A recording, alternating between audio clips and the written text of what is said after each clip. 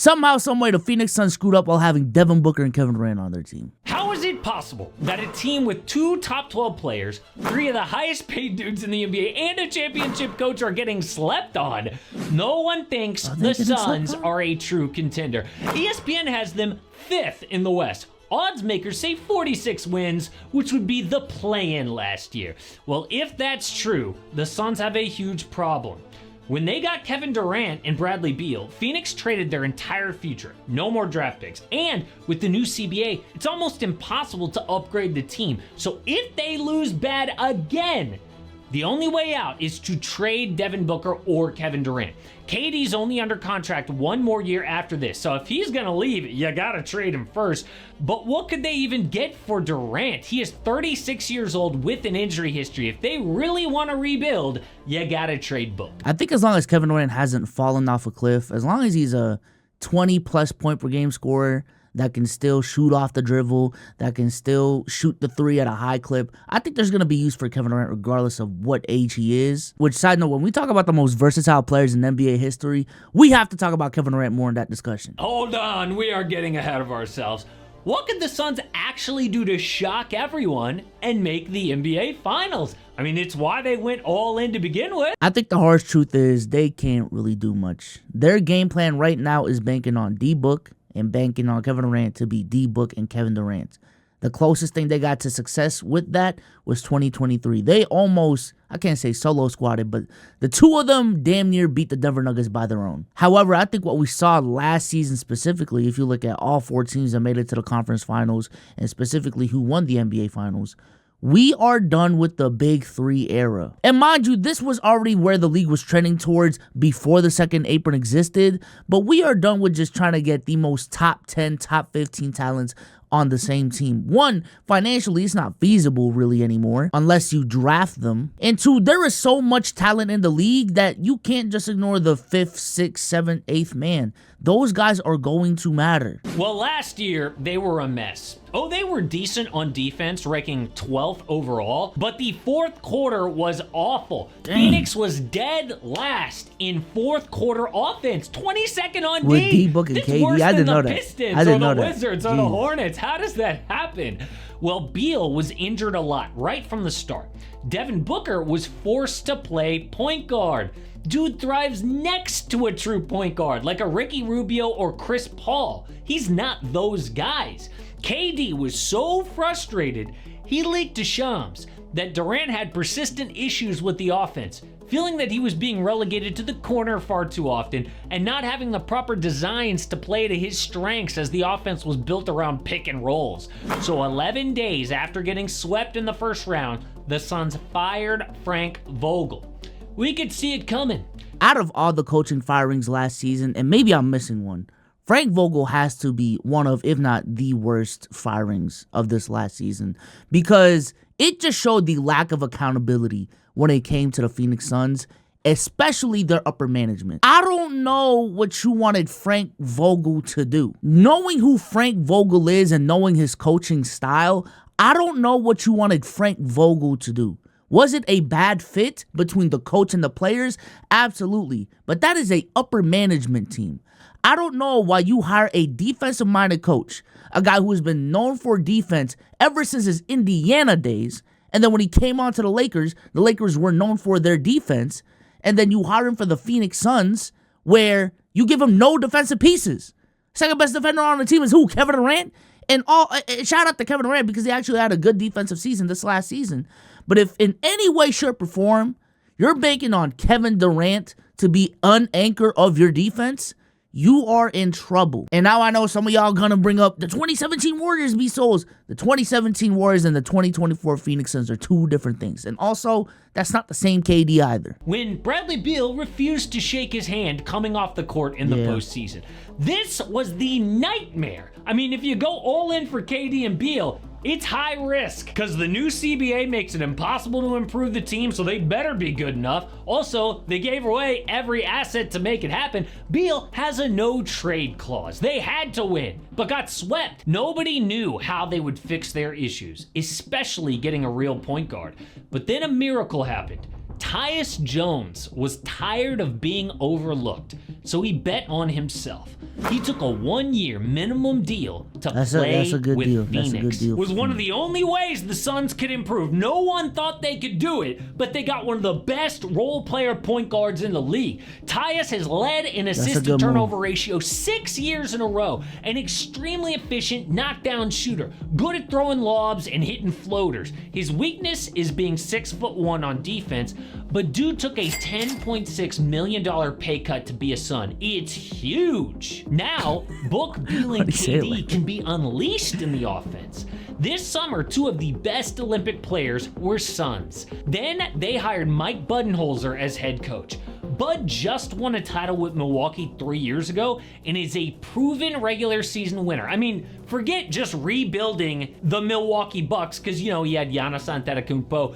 He got the 1 seed with the Hawks, and Al Horford, Kyle Korver, Paul Millsap, and Jeff Teague were his best players. This guy knows. The one thing I will say about Mike Budenholzer is that I think he is an upgrade from Frank Vogel, and I've always been adamant on the fact that if you are going to fire a coach, you better have already thought who is going to replace said coach.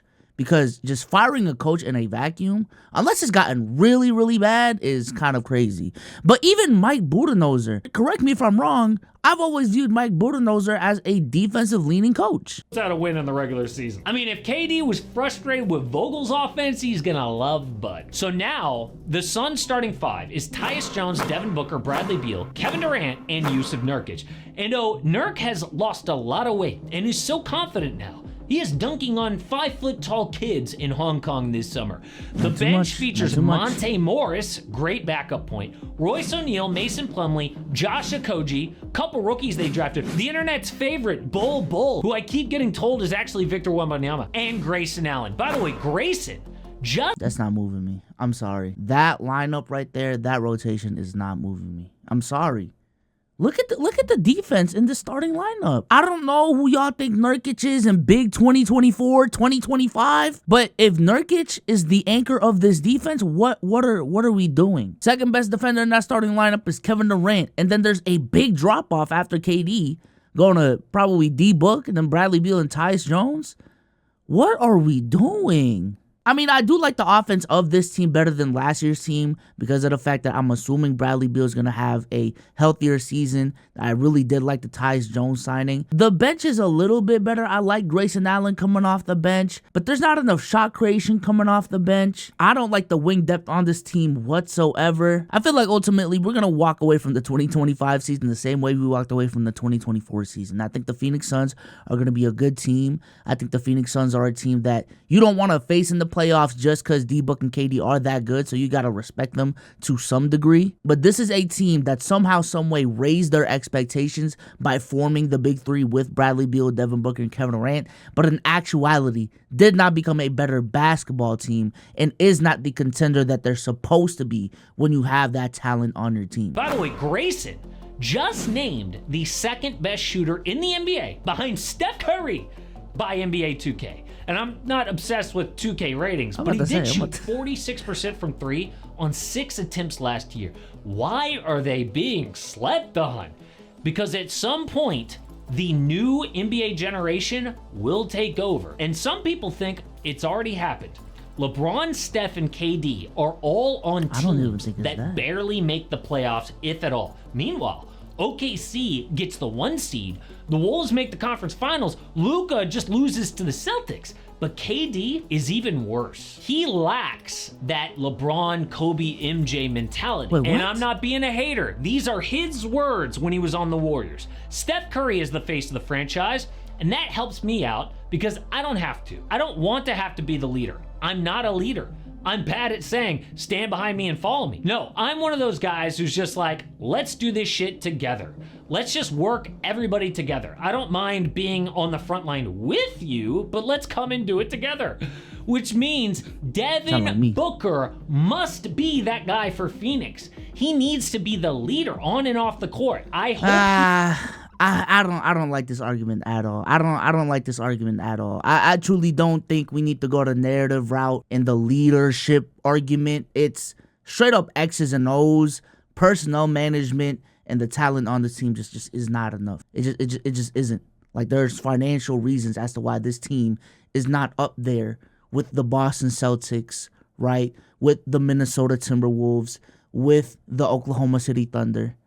It's because of the fact that their roster construction is shit. I don't think it has much to do with just Kevin Durant not being him in big 2025, big 2024. They're asking way, way, way too much from a 36, 37-year-old Kevin Durant. I don't think it's a mentality thing, to be honest with you. He has seen that quote from KD because it's kind of important if you're going to play with him. Last year, Charles Barkley said, Phoenix has no identity and no leadership. People got upset. Why? Durant literally said this about himself. I mean, Chuck took it a little too far with the whole bus rider, not driver thing. A little mean-spirited, but he is always entertaining. So if Booker doesn't become a top 5 NBA player next year, the Suns are screwed. Can Book do that? I think he can, but it's a leap. Some teams lean on their coach for leadership, like a Greg Popovich or an Eric Spoelstra, but it's gotta be Book. And if it's not, the offseason will be real interesting.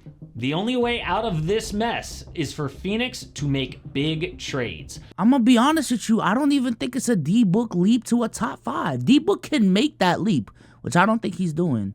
But again, we are in a different era. We're just having the best trio, best duo in the league just is not enough. It just isn't.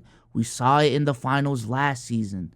We saw it with the Suns last season. We've been seeing it with the Lakers over these last couple of seasons. We saw it with the 2021 Nets. The NBA nowadays is about your 1 through 8. It really is. Just went through this. They went all in for KD, Kyrie, and James Harden. Then when it blew up, they traded away Mikal Bridges to get 2 of their own picks back to rebuild. So the Rockets started with an unprotected first and an unprotected swap from Brooklyn, sent those back to the Nets, and Houston got back 2 unprotected firsts from Phoenix and 2 swaps. The Rockets own the Suns' future. Unless Phoenix makes a deep playoff run, there is a good chance Devin Booker is buying a house in H-Town. Now, some people say, there's no way that the Suns would ever trade Devin Booker. But imagine there definitely is a way. If they get swept in the first round again, KD could easily want out. Where have we seen that before? And he's got leverage with only 1 year left on his deal. Then Bradley Beal is Book's best teammate with 0 draft picks to trade and upgrade. That would mean an ugly rebuild around Devin Booker. Do you really think that Book is in the mood to start over in his prime? I mean, he's already put in miserable years with this franchise. Then, improved, made the finals in 2021, thought he was going to stay near the top the rest of his career, and then slide all the way back down? No. I'll say this, man. I'll give Phoenix this credit, which honestly isn't much. I've been very adamant this offseason that certain teams need to choose a lane. Stop being an in-betweener. Stop trying to win now and build for the future at the same time. If you're going to rebuild, rebuild. If you're going to try to win a championship, win a championship. So I do like the aggressiveness that the Phoenix Suns have had over these last couple of seasons when it comes to their moves. However, just the execution of it has been the poorest out of everyone trying to win now. It is actually insane. And if he wants out, there's only one team to trade with. The Houston Rockets can give the Suns their pick back to do a real rebuild. So the only way out of this is to win. No one thinks that the Phoenix Suns can do it. There's going to be a stretch this upcoming season where the Phoenix Suns win like 7 games in a row. D-Book and KD are in best duo in the league conversations. And Bradley Beal is giving you a really efficient 15. And we're going to be looking at this team as, hold on now, are we sleeping on the Suns? I'm telling you that's going to happen. But by the time the playoffs roll around, bro, it's chopped. It's chopped, bro. We know what time it is. And it's unfortunate because they truly are wasting years from Devin Booker and Kevin Durant. But with that being said, shout out to AM Hoops for the video. Links to his video will be in the description. And I'm out of here, man. Peace.